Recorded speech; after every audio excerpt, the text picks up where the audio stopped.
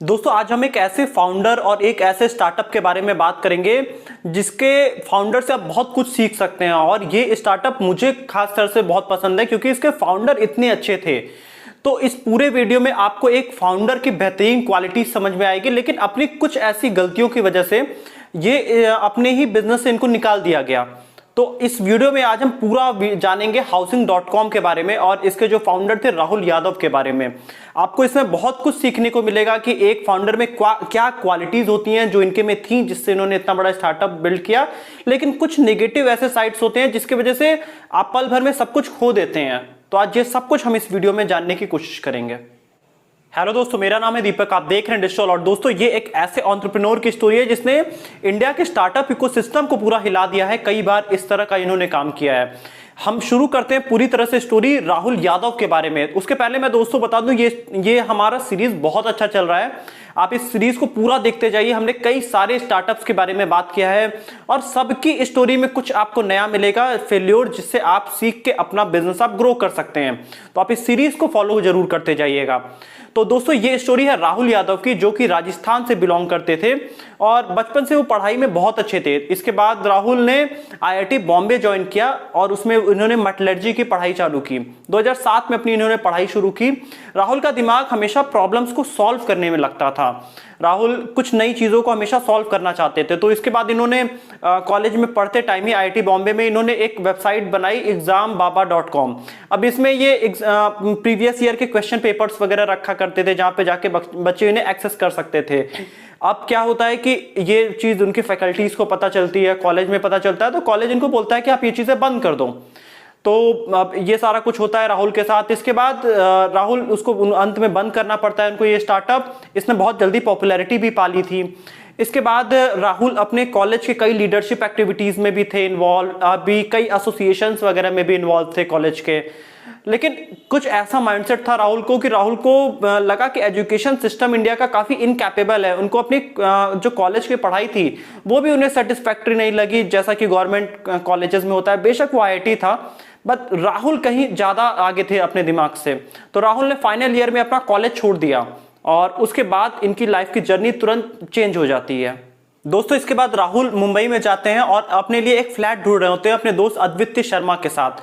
अब काफ़ी टाइम ये ढूंढते रहते हैं, देखते रहते हैं, लेकिन इनको कहीं पे भी फ्लैट नहीं मिलता है। इनको 15-20 दिन काफ़ी ढूंढने के बाद इनको पवई में एक फ्लैट मिलता है। अब यहाँ पे राहुल को समझ में आता है कि हमारे जैसे ऐसे कितने इंडिया में होंगे जिनको फ्लैट्स वगैरह रेंट वगैरह पे नहीं मिल पाता है। तो ये इन्होंने लोकल पे इस पे काम करना चालू किया। और अब इनके काफ़ी सारे दोस्त थे जो आईआईटी बॉम्बे से इनके थे, इनके बैचमेट्स थे, इनके कलीग्स थे जो कि ब्रोकर बन गए उसमें, और सब 1-1, 2-2 लाख रुपए इसमें कमाने लगे लोकली ही, सिर्फ कुछ दूर में वर्क करके। अब इन्होंने सोचा कि हमें नेशनली, मतलब इंडिया लेवल पे हमें एक्सपेंड करना चाहिए। तो इन्होंने कोशिश तो किया लोकल से थोड़ा आगे बढ़ने का, लेकिन बाकी इनको एरिया की नॉलेज थी नहीं, तो ये वहीं पे फेल हो जाते हैं। और अब इसके बाद ये कुछ टाइम और उस पर काम करते हैं, लेकिन अब ये सोचते हैं कि क्यों ना इसको वेबसाइट के थ्रू हम आगे लेके आए। मतलब अब हम इसे पूरे इंडिया में ग्लोबल बना सकते हैं। अगर हम लोकली चलेंगे तो नहीं चल पाएंगे, अगर हम एक ऑनलाइन साइट लेके आएंगे तो बना सकते हैं। अब यहाँ पे राहुल का पुराना एक्सपीरियंस काम आता है exambaba.com का। राहुल को कोडिंग अच्छी आती थी, तो राहुल ने अपना पूरा कंप्लीट वेबसाइट बनाना चालू किया। और अब इसके बाद ये रेंटल और बाकी सारी चीज़ें उन्होंने इसमें इंक्लूड करना चालू कर दिया। तो दोस्तों इसका इन्होंने नाम रखा housing.co.in और इसमें ये लोकेशन बेस्ड सर्चिंग करते थे। अभी भी ये ब्रोकरेज मॉडल पे चल रहे थे। तो इसके बाद इन्होंने जब लॉन्च किया तो फोर्ब्स के अकॉर्डिंग इन्होंने $8 मिलियन का बिजनेस किया था पहले ही कुछ हफ्तों में। लेकिन स्टार्टिंग करते ही इन्हें ये समझ में आ गया था हमें ब्रोकरेज मॉडल से हटके हमें लोग अपनी प्रॉपर्टीज वगैरह इसमें लिस्ट करें, इस मॉडल पे आना चाहिए। और ये तुरंत उस पर कुछ ही दिनों में शिफ्ट हो गए थे। ये इनका ग्रोथ इतना तेज था शुरुआत में कि इनके जो दोस्त अपना कंसल्टिंग का काम करते थे या बाकी अपने जॉब करते थे वो भी छोड़ के इनके ये टोटल 12 को फाउंडर अब हो चुके थे। ये आइडिया था राहुल यादव का, साइट डेवलप किया था राहुल यादव ने। अब ये टोटल 12 को फाउंडर्स हो गए थे, क्योंकि राहुल को पता था कि बिजनेस अगर बड़ा करना है तो उसके लिए हमें बड़ी टीम चाहिए होगी। ये सब चीजें राहुल को आती थी जो इन्होंने बहुत पहले से सीखी हुई थी। अब इसके बाद ये आगे ग्रो करने लगते हैं और इन्होंने करीब 1.5 करोड़ रुपए की फंडिंग उठाते हैं। अब ये नेटवर्क 18 के जो मालिक थे उनसे इन्होंने करीब 1 करोड़ की फंडिंग उठाई और चौपाटी बाजार के जो फाउंडर थे उनसे करीब 50 लाख की फंडिंग। अब इनके पास करीब 1.5 करोड़ रुपए की फंडिंग थी। दोस्तों यहाँ पे ये पूरी तरह से सब्सक्रिप्शन मॉडल पे आए थे कि जो ब्रोकर्स होते हैं वो 5 से 8 हजार रुपए ईयरली 6 मंथ का सब्सक्रिप्शन देके वो चाहे अनलिमिटेड लिस्टिंग्स कर सकते हैं अपने, मतलब फ्लैट्स वगैरह लिस्टिंग कर ले और जिसको भी चाहिए वो अपने एरिया में सर्च कर ले कि मेरे एरिया में ये चीजें रेंट के लिए अवेलेबल है और वो वहां पे जाके अपना घर ले सकता है। अब उसी ब्रोकर ने अपना नंबर दे दिया है, तो उस हिसाब से जैसा कि आज आप देखते हैं बाकी मॉडल्स, तो ये राहुल यादव ने उस समय सोचा हुआ था। कंपनी बहुत ही अच्छा परफॉर्म कर रही थी।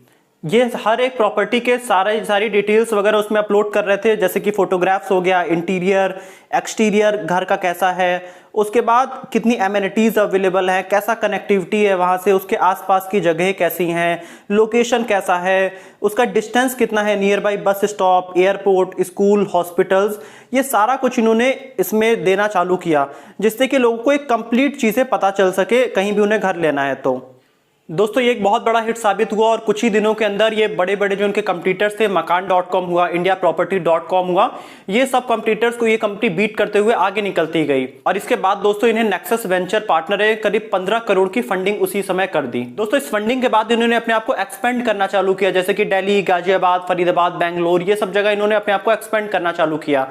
इनको पर डे का 1 लाख से ज्यादा यूनिक यूजर्स आ रहे थे, साइट बहुत तेजी से ग्रो करती जा रही थी इनको। और इसके बाद इन्होंने अब इनको इंटरनेशनल भी जाना था, तो इन्होंने एक यूनिक नंबर लिया, जैसे कि 033333333 इस टाइप का इन्होंने एक नंबर लिया और उसकी कीमत करीब थी $1 मिलियन। इनके जो एस्पिरेशंस थे वो बड़े थे, ये इंडिया के बाहर अब निकलना चाहते थे। तो इस तरह से ये कंपनी आगे चलती जा रही थी। और इसके बाद इन्होंने कुछ और क्राइटेरियाज ऐड किए, जैसे कि कितने नंबर ऑफ स्कूल हैं उस एरिया में जहां पे भी कोई घर देख रहा है, कितने हॉस्पिटल पार्क हैं, उसके बाद कितनी सारी फैसिलिटीज उस एरिया में अवेलेबल है। ये सब नए नए तरीके के ये पीजी रेंटल और इस टाइप की चीजों के लिए ये लेके आते जा रहे थे फैसिलिटीज। और दोस्तों कंपनी ने 2014 के अंत तक और फंडिंग उठाई और उसके बाद कंपनी की वैल्यूएशन बढ़ के करीब 1500 करोड़ की हो गई थी। इनके मंथली करीब 11 मिलियन यूनिक यूजर आते थे इनके वेबसाइट पे और साथ ही इनको ऐप स्टोर से 1 मिलियन से ज्यादा लोगों ने इनको डाउनलोड कर लिया था। तो इनकी पॉपुलैरिटी काफी तेजी से बढ़ती जा रही थी। और दोस्तों इस प्रोसेस में इन्होंने कई सारी कंपनियां भी खरीदी थी, कई सारे एक्विजिशंस किए थे, तो आइए हम वो भी पहले एक बार समझ लेते हैं। इन्होंने इंडियन रियल एस्टेट फोरम नाम की कंपनी को $1.2 मिलियन में बाई किया था, रियलिटी बीआई को $2 मिलियन में, होम बाई 360 को $2 मिलियन में, bigbhk.com को इन्होंने बाई किया था और साथ में इन्होंने एक ऑनलाइन नेटवर्क था एजेंट्स का प्लैट, इन सब कंपनीज को इन्होंने एक्वायर किया ताकि इनका प्रोसेस और तेज हो सके। जितना ज्यादा ये एक्विजिशन करेंगे उतनी बड़ी टीम इनकी होती जाएगी, उतना प्रोसेस इनका स्मूथ होता जाएगा। तो इस फॉर्मूले से ये चल रहे थे। अब हम दोस्तों इनका पूरा डाउनफॉल समझते हैं। दोस्तों अगर हमें इनका डाउनफॉल समझना है तो हमें थोड़ा सा पीछे जाके समझना पड़ेगा। दिसंबर 2014 में राहुल यादव ने एक जापानीज कंपनी थी सॉफ्ट बैंक, जो कि कंपनियों को फंडिंग करती है, उसको राहुल यादव ने कन्विंस किया और उन्होंने करीब 550 करोड़ की इन्होंने फंडिंग उठाई उनसे। और उस सब का ये पूरा यूज करना चाहते थे। इंडिया के करीब 40 लाख घरों को ये मैपिंग करना चाहते थे 3000 शहरों में।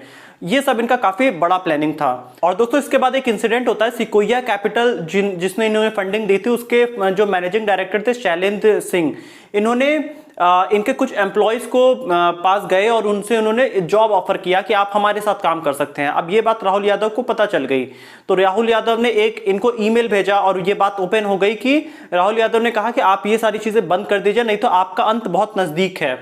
अब ये चीजें इन्वेस्टर्स को अच्छी नहीं लगी क्योंकि सिकोया कैपिटल का काफी बड़ा नेटवर्क था। तो अब ये चीजें इन्वेस्टर को नहीं अच्छी लगी, तो उन्होंने राहुल यादव को हर चीजों से अब किनारे करना चालू कर दिया। इसके साथ ही टाइम्स ग्रुप ने भी इनके ऊपर कई एलिगेशंस वगैरह लगा दिए। अब यहां से राहुल यादव थोड़ा थोड़ा फ्रस्ट्रेट होना चालू हो गए थे। दोस्तों इसके बाद राहुल को लगने लगा कि ये अपनी ही कंपनी में बिल्कुल अलग से पड़ गए, ये कुछ डिसीजंस वगैरह नहीं ले पा रहे थे क्योंकि इन्वेस्टर्स इनके थोड़ा खिलाफ हो चुके थे। और इसके बाद राहुल ने एक सारे अपने बोर्ड ऑफ मेंबर्स को एक लेटर लिखा कि आप लोगों के पास दिमाग नहीं है, और इस तरह के कुछ इन्होंने हार्ड वर्ड यूज किए और अपना रेजिग्नेशन भेज दिया। अब ये चीजें बाहर भी आ गई और इसके बाद इन्होंने अगले ही दिन फिर उन्होंने कहा कि इनकी टीम से मीटिंग होती है और इन्होंने वो सारी चीजें वापस ले लिया। फिर से इन्होंने कंपनी को एज ए सीईओ ज्वाइन कर लिया। अब क्या होता है, एक पार्टी ऑर्गेनाइज होती है, उसका बजट करीब 50-60 लाख होता है, लेकिन वो कुछ बजट बढ़ के करीब 90 लाख हो जाता है। अब ये भी चीज इन्वेस्टर्स को नहीं अच्छी लगती है कि इसका बजट इतना बढ़ गया। अब यहाँ पे कई टसल्स चालू हो गए थे इन्वेस्टर और राहुल यादव के बीच में। इसी तरह एक कंपनी को इन्हें एक्वायर करना था, उसकी वैल्यूएशन थी 7 करोड़ रुपए, लेकिन इन्वेस्टर्स ने उसको भी सीरियस नहीं लिया। राहुल कहते रहे कि इसको हम आगे एक्वायर कर सकते हैं, और जब कंपनी ने इसे एक्वायर किया तो उसकी वैल्यूएशन 7 करोड़ से बढ़ के 17 करोड़ हो गई। अब ये कुछ काफी यहाँ पे कुछ गैप बनने लगा था इन्वेस्टर और राहुल यादव के बीच में। तो इन सब वजहों से काफी कंपनी में टूट होने लगी, लोग राहुल यादव को साइडलाइन करने लगे। ये सारा कुछ प्रोसेस चल रहा था दोस्तों Housing.com में। दोस्तों इसके बाद कुछ शॉकिंग होता है। राहुल यादव अनाउंस करते हैं कि उनका जितना भी कंपनी में स्टेक है, करीब 150 से 200 करोड़ के बीच का, वो अपने सारे 2200 एम्प्लॉइज में बराबर बराबर बांट देना चाहते हैं, और उन्होंने वैसे ही किया। अब ये बड़ा शॉकिंग था, पूरे इंडियन स्टार्टअप इकोसिस्टम में ये बात फैल गई, क्योंकि राहुल का यहाँ पे इंटेंशन था। राहुल चाहते थे कि जो पूरे दुनिया का ये रियल एस्टेट का मार्केट है, इसको ये पूरी तरह से जोड़ना चाहते थे। मतलब ये इंडिया के बाहर भी एक्सपेंड होकर सारा पूरा इकोसिस्टम जुड़ जाए जितना भी है, ताकि लोगों को घर खोजने में पूरी दुनिया में इजी हो जाए। अब ये चीज इनको इन इन्वेस्टर्स के साथ नहीं हो पा रहा था। अब इनकी टीम में भी कोई इतना पावरफुल नहीं था कि जो राहुल के साथ काम कर सके, राहुल के साथ बोल सके। तो अब इन सब चीजों की वजह से राहुल को ये चीजें नहीं अच्छी लगी। राहुल के एस्पिरेशंस थी, राहुल एक प्रॉब्लम सॉल्वर थे, बट उन्हें जब वो चीजें नहीं होता दिखा तो उन्होंने बोला कि मेरी एज अभी 26 साल है और मैं अभी पैसे के लिए इतना नहीं सोचना चाहता हूं, इस वजह से मैं सब कुछ पैसे अपने एम्प्लॉयज को देना चाहता हूं। और उन्होंने वैसे ही किया। अब इसके कुछ दिन बाद कंपनी के जो इन्वेस्टर्स थे, उन्होंने राहुल यादव को इन्हीं की कंपनी Housing.com से निकाल दिया। दोस्तों राहुल के जाने के बाद इनके कुछ टीम मेंबर्स ने भी, जो इनके बाकी को फाउंडर्स थे, उन्होंने भी टीम में छोड़ दिया। कई लोग बाहर चले गए। जितने इन्वेस्टर्स थे, इन्होंने कई सारे अलग अलग सीईओस ट्राई किए राहुल के जगह पे, जो कि कंपनी को आगे नहीं ले जा पा रहे थे। अब कंपनी की हालत बिल्कुल खराब होती जा रही थी, क्योंकि दोस्तों वो जो विजन था ना राहुल यादव का, वो अब यहाँ पे खत्म हो चुका था। अब कोई और तो आ जाएगा, लेकिन वो विजन कहां से लेके आ पाएगा। तो ये एक नॉर्मल रियल एस्टेट की कंपनी की तरह काम कर रहे थे। राहुल इसे ग्लोबल लेके जाना चाहते थे। अब कंपनी की वैल्यूएशन एक समय में जो करीब 1500 करोड़ थी, अब वो घटने लगी थी। अब इन्वेस्टर्स को काफी नुकसान होने लगा, तो इन्होंने एक कंपनी अपना बेचने का सोचा, और इसके बाद ये कंपनी बिकती है PropTiger को, Housing.com। और जो कंपनी का करीब 1500 करोड़ का वैल्यूएशन था, वो घट के 500 करोड़ का भी इन्हें पूरा पैसे नहीं मिल पाए। तो अब यहां से लेकर कंपनी यहां तक नीचे आ गई। आज भी Housing.com है, बट यह PropTiger के अंदर आती है। तो ये था दोस्तों एक स्टार्टअप का खड़े होना, और उसका डाउनफॉल का पूरा नतीजा ऐसा होता है। तो यही था। अब आइए हम इस पर डिस्कस करते हैं कि क्या क्या कमियां ऐसी रही जहां पे ये स्टार्टअप क्यों इस तरह से बिक गया। दोस्तों यहाँ पे जो मुझे सबसे बड़ा एक इशू लगता है कि राहुल यादव में दो टाइप के पर्सनैलिटीज थी। राहुल एक तरफ से बहुत बड़े एक विजनरी थे, बट यहाँ पे ये क्विक डिसीजंस लिया करते थे। कभी गुस्से में आके ये गलत डिसीजन ले लिया करते थे, जो कि इनकी पूरी अच्छी चीजों के ऊपर एक थोड़ा सा गलत इंपैक्ट हो जाता था। जैसे कि राहुल विजनरी तो थे ही, जितना हमने यहाँ पे बात किया, तो लेकिन यहाँ पे जब इनके कई इंसिडेंट हुए इन्वेस्टर्स के साथ, तो इन्होंने कुछ गलत वर्ड्स भी आके इन्वेस्टर्स को बाहर बोल दिया, जो कि गलत था। आप एक कंपनी रन कर रहे हो, बेशक आपका गुस्सा आएगा, तो आपको बैठ के यहाँ बातचीत करना चाहिए था। ये थोड़ा सा इमेच्योर बिहेवियर था राहुल यादव का। अब ये राहुल ने भी बाद में एक्सेप्ट किया कई इंटरव्यूज में कि उस समय मैं 26 साल में थोड़ा इमेच्योर था। अब समय के साथ राहुल काफी मैच्योर भी हो गए, लेकिन ये इस तरह से चीजें चल रही थी। राहुल को जब कुछ ऐसा गलत इंसिडेंट कंपनी में हो रहा था, कोई किसी आपके एम्प्लॉयज को खरीदना चाहता है, तो आपको सारे इन्वेस्टर्स के साथ, सारे अपनी टीम के साथ बैठ के आपको बात करना चाहिए था कि ऐसा ऐसा हो रहा है कंपनी में, हमें क्या करना चाहिए। तब वो चीजें इजी होती हैं, और इसी तरह से एक स्टार्टअप रन करता है। दोस्तों जो मुझे अगला रीजन लगता है कि राहुल यादव को इतनी जल्दी कंपनी नहीं छोड़नी चाहिए थी। आप ऐसा क्विक डिसीजन तुरंत नहीं ले सकते हैं। आप एक बहुत बड़ी कंपनी हैंडल कर रहे हैं, और 10-20 रुपए की कंपनी नहीं है, आप 1500 करोड़ की एक कंपनी रन कर रहे हैं। आप तुरंत फैसले लेके आप कंपनी नहीं छोड़ सकते हैं। राहुल यादव को वहां पे बने रहना चाहिए था, और कुछ अपने स्टेप्स लेने चाहिए थे। आफ्टर ऑल आपके पास बहुत कंपनी के परसेंट ऑफ शेयर्स थे, तो आपका व्यूज भी मैटर करता है। और तीसरी जो सबसे बड़ी बात, जब भी आप ये कंपनी जो शुरुआत की थी राहुल यादव ने की थी, आप इन्वेस्टमेंट पाने के चक्कर में पहले तो आपने इतने सारे को फाउंडर्स रखे ताकि आपके सारे जो स्टेक्स थे वो बढ़ गए बाकियों में, आपके पास एक बहुत छोटा अमाउंट आ गया। तो आपको इसके बाद जो आपके इन्वेस्टर्स आ रहे हैं उनको कितना परसेंट आपको देना है, ताकि कंट्रोल आपके हाथ में तो रहे। ये गलती राहुल यादव ने की। राहुल यादव फाइनेंसेस में मुझे नहीं लगता है वो बेटर थे, क्योंकि अगर वो इतना सोच पाते तो वो इतना ज्यादा स्टेक नहीं देते कि एक टाइम पे वही कंपनी से निकाल दिए जाएं। तो ये कुछ कॉजेज रहे, ये सब रीजंस राहुल को ध्यान में रखना चाहिए था। राहुल बेशक एक विजनरी थे, लेकिन राहुल को अपने फाइनेंसेस मैनेज करने थे कि कंपनी में मेरी पकड़ न छूटे। एक बड़े लीडर की यही क्वालिटी होती है कि उसकी पकड़ हमेशा मजबूत होती है। तो ये कुछ ऐसे क्वालिटीज दोस्तों आपके अंदर भी होना चाहिए। नहीं तो इतनी सारी क्वालिटीज राहुल के अंदर थी, इतना बड़ा विजन था कि हम पूरे दुनिया के रियल एस्टेट को कनेक्ट कर दें, और ये होना भी चाहिए, बहुत जरूरी भी है। ये मुझे विजन इनका बहुत पसंद है और पर्सनली मुझे ये फाउंडर बहुत पसंद आया। तो दोस्तों मुझे लगा ये स्टोरी आपसे शेयर करनी चाहिए, क्योंकि यहाँ पे बहुत कुछ सीखने लायक ये था कि आप कितना भी अच्छा कर रहे हैं, आप छोटे छोटे अगर गलत डिसीजंस भी लेते हैं तो आपका बना बनाया पूरा गेम खत्म हो सकता है, पूरा गेम खराब हो सकता है, जो कि राहुल यादव के साथ भी हुआ। और आज अगर ये स्टार्टअप होता, राहुल यादव भी इससे लीड कर रहे होते, तो ये स्टार्टअप बहुत तेजी से बहुत कुछ इंडिया में इसने कर चुका होता है अभी भी, और ये ग्रो भी हो चुके होते इंटरनेशनली भी।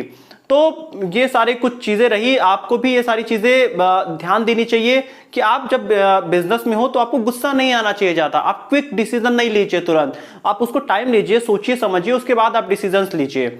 तो यही सब कुछ ऐसा दोस्तों पॉइंट था, मुझे लगा कि आपसे शेयर करना चाहिए। अगर आपको वीडियो अच्छी लगी तो वीडियो को लाइक करिएगा, कमेंट में लिख के बताइए कि आपको कैसा लगा इस स्टार्टअप के बारे में, आपका क्या व्यू है। तो दोस्तों यहीं पे वीडियो खत्म करते हैं। आप इस चैनल को सब्सक्राइब कर दीजिएगा और बेल आइकन भी प्रेस कर दीजिएगा, ताकि अब रेगुलर आपको वीडियो की नोटिफिकेशन मिलती रहे।